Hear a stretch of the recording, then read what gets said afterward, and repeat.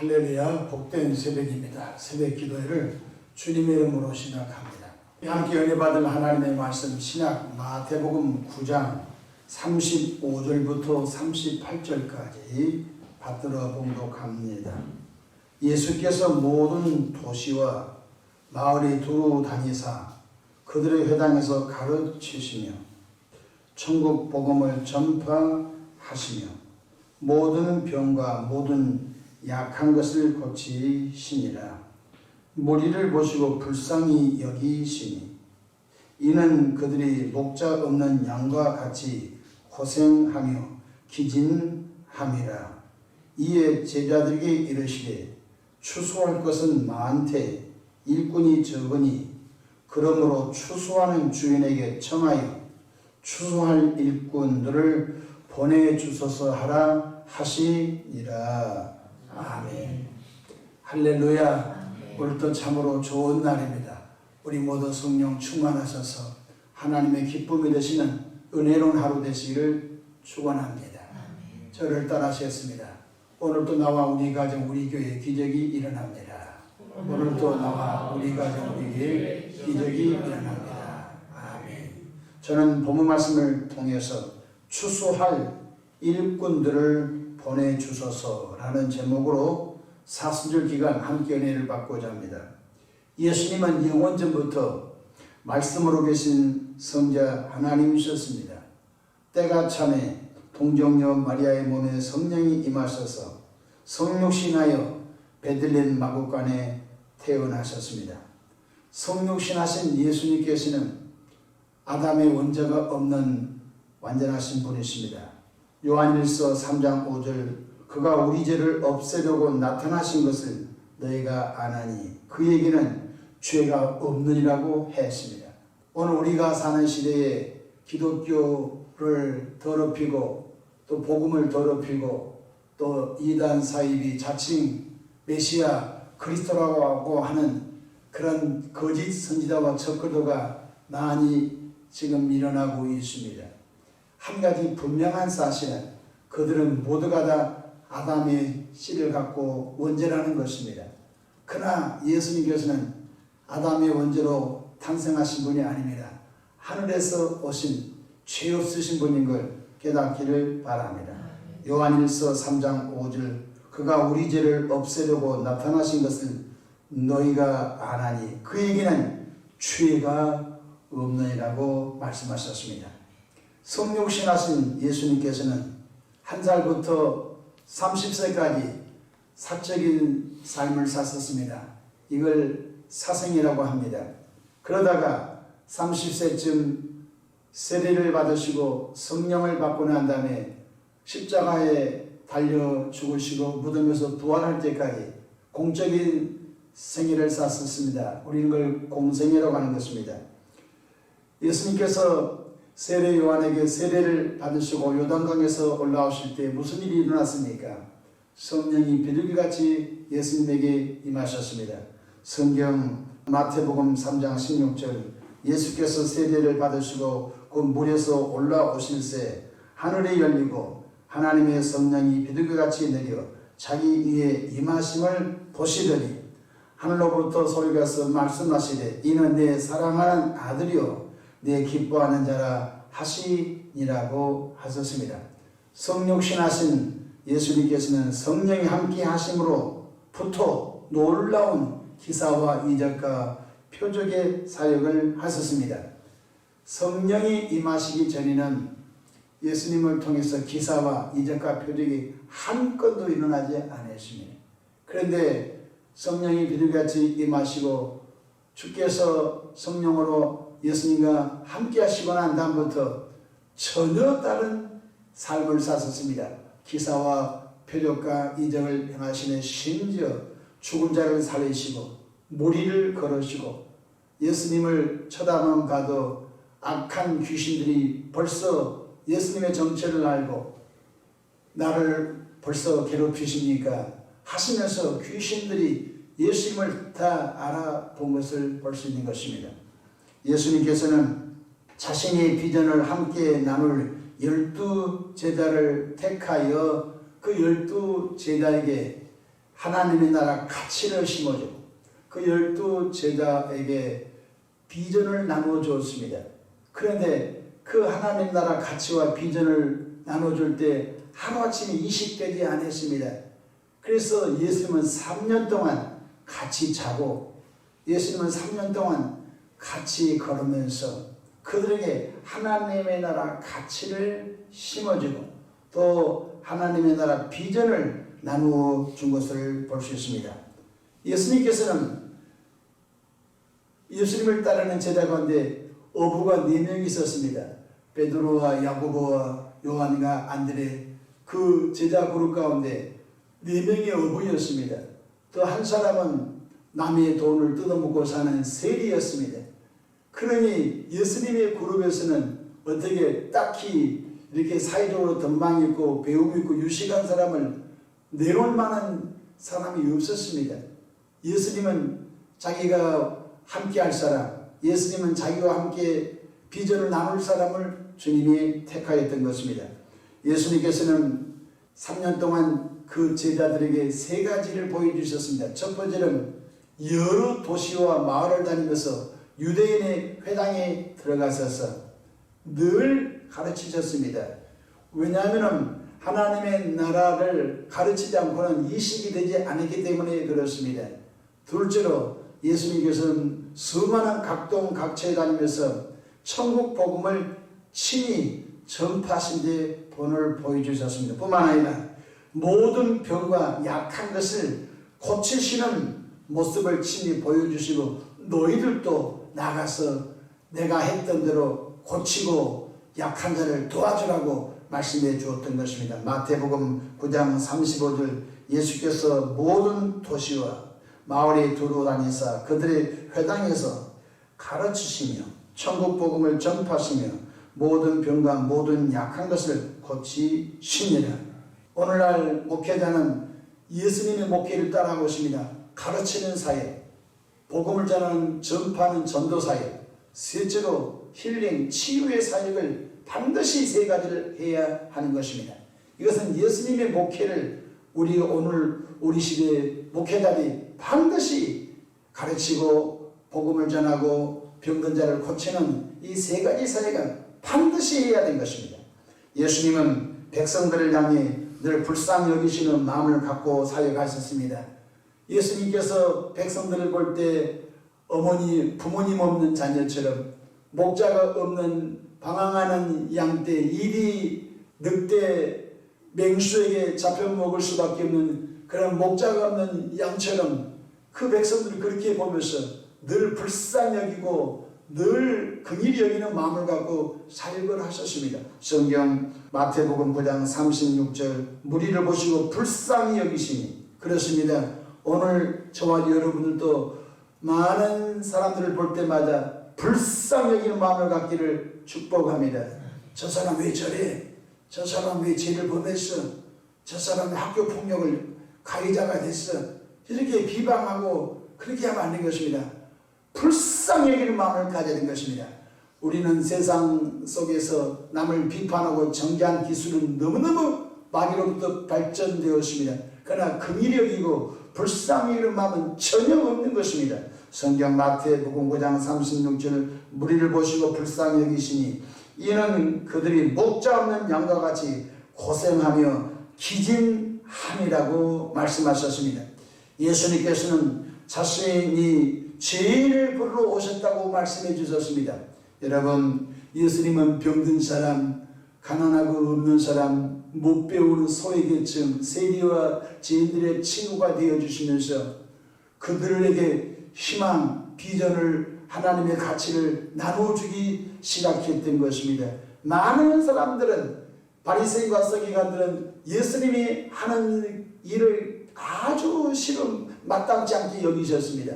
아니, 예루살렘에 와가지고 배움이 있는 바리새인과 서기관과 장로들과 성경을 논한다든지 아니면 그들에게 무엇인가 좋은 메시지를 줘야 할 텐데 예수님은 예루살렘 성전에 별로 안 올라갔습니다.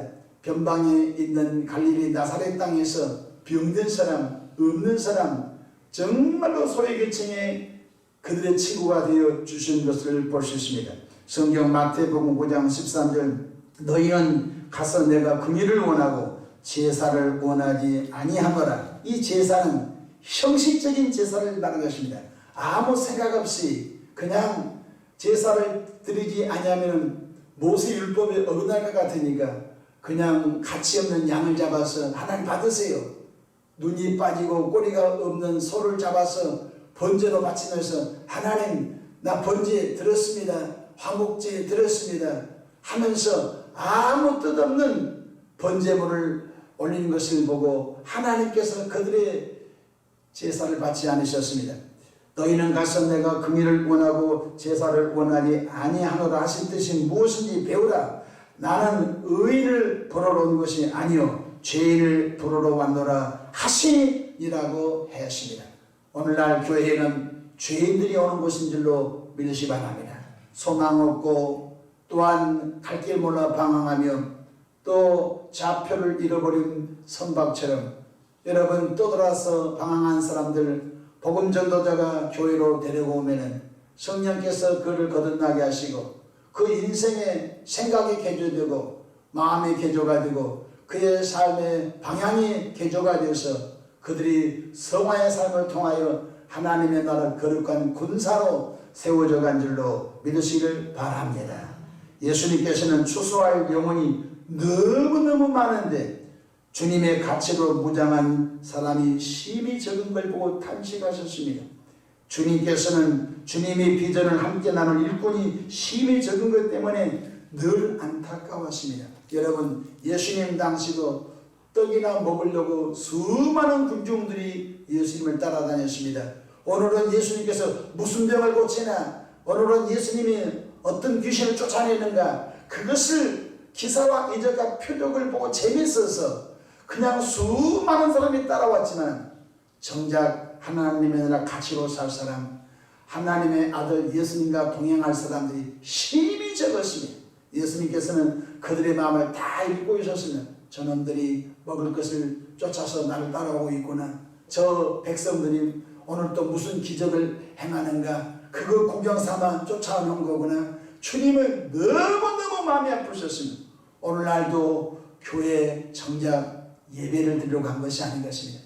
오늘 목사님 설교 잘하는가 구경하러 가고 오늘 성가대 잘하는가 구경하러 가고 오늘 그 교회 식당에 밥을 잘 했는가 구경하러 가고 그래서 늘 그들은 주인 행세하면서 주인은 오직 주님이신데 주님이 계시할 그 자리 사람들이 올라가서 판단하고 비방하고 조롱하고 자기의 마음에 맞지 않으면 바람처럼 다 사라져 버린 것입니다. 정말로 주님의 나라 가치를 함께 할 사람 정말로 하나님의 나라 일꾼으로 살려고 한 사람이 심히 적은 것을 오늘날도 볼 수 있는 것입니다. 예수님 당시는 더없이 많았던 것입니다. 그러시면서 오늘 본문 마태복음 9장 37절 38절에 이렇게 말씀하셨습니다. 이에 제자들에게 이르시되 추수할 것은 많되 일꾼이 적으니 아니 장정만 남자만 5,000명이 따라다니는데 여자와 어린아이까지 해서 도합 한 3만 명 정도 군중이 따라다니는데 3만 명이 따라다니면 얼마나 일꾼 많겠습니까? 가만 참작 예수님의 가치 하나님 나라 가치 정말로 복음의 비밀을 함께 나눌 만한 그런 일꾼들이 심히 적어 심지어 제자 12명 속에서도 무슨 일이 있었습니까? 당신이 왕이 되면 나는 우편에 나는 좌편에 권력욕이나 갖고 있었던 것입니다. 그래 정말 예수님께서는 통탄히 하셨습니다. 12명 제자들 속에도 아직까지 하나님 나라 가치가 이식되지 않고 예수님의 12제자들 속에서도 아직도 예수님이 비전 함께할 그런 준비가 되어 있지 않은 것을 볼 때 주님은 너무너무 마음이 아프십니다. 십자가의 사역을 완성하고 하나님의 보좌편에 승천날이 다가오는데 제자들은 준비가 안 되어 있지요. 너무너무 주님도 가슴 아파하고 슬프신 것입니다. 성경 38절 그러므로 추수하는 주인에게 청하여 추수할 일꾼들을 보내주소서 하라 하시니라. 우리가 이 땅에서 현재 교회 사역을 하면서 목회자는요 정말로 목사님과 마음을 같이하여 뜻을 같이하여 하나님의 나라 가치를 실현하고 교회를 통한 구원 역사를 함께 이룰 사람을 찾으려고 애를 쓰고 양육하려고 애를 쓴데 막상 해보면요, 그렇게 소기의 경리기처럼 아무리 말씀을 가르쳐도 그것은 관심도 없습니다. 그냥 자기가 잘 되고 자기 소원이 이루어지면요, 하루아침에 교회에 나오지 않습니다. 너무너무 마음이 아픕니다. 예수님께서는 우리에게 일꾼을 보내달라고 기도하라고 말씀하고 있는 것 깨닫기를 바랍니다. 저를 한번 따라하십시다. 추수할 일꾼을 보내주소서. 우리가 사는 이 지역에 100가정 이상을 보내달라고 기도하고 있습니다. 근데 목회자가요, 너무너무 마음이 아픈 것입니다. 교인들은 많지만요, 교회 안에서 추수할 일꾼 심히 적어 주의종이 탄식할 때가 참 많습니다. 새가족이 오면은 새가족들을 이렇게 잘 환영하고 새가족을 잘 섬기시는 새가족 환영위원이 부족해서 쩔쩔매고 있습니다. 밥은 먹고 예배를 드리지만요, 막상 사람을 쓸만한 사람이 없는 것입니다. 여러분, 안내위원을 세워서 새로 오신 분들 잘 교회로 유도하여서 예배를 잘 드리고 그들이 하나님의 사랑으로 잘하는 일에 뭔가 일꾼을 세우려고 하는데 그거 참 힘이 적습니다. 새 가족을 또 섬기고 예수님의 마음으로 전도에 동참할 일꾼을 이렇게 좀 가자고 하면요, 너무너무 나는 직장 다니 바쁩니다. 나는 피곤해 안 됩니다 하면서 다 꼬리 내려버립니다. 법박자만 다 오지만요, 막상 주의를 하자 하면 나타나지 않습니다. 예수님의 마음을 이해할 것 같습니다. 여러분, 나와 여러분들이 이 땅에서 하나님이 주신 건강, 하나님이 주신 재정, 하나님이 주신 은혜, 은사, 하나님이 왜 주겠습니까? 주의 일 잘하라고 주신 줄로 믿으시기를 바랍니다. 언젠가는 부한 자도 이 땅을 떠나가고 언젠가는 가난한 자 이 땅을 떠나가고 많이 가진 집을 많이 갖고 있는 분도 언젠가는 다 놔두고 떠나가야 되는 것입니다.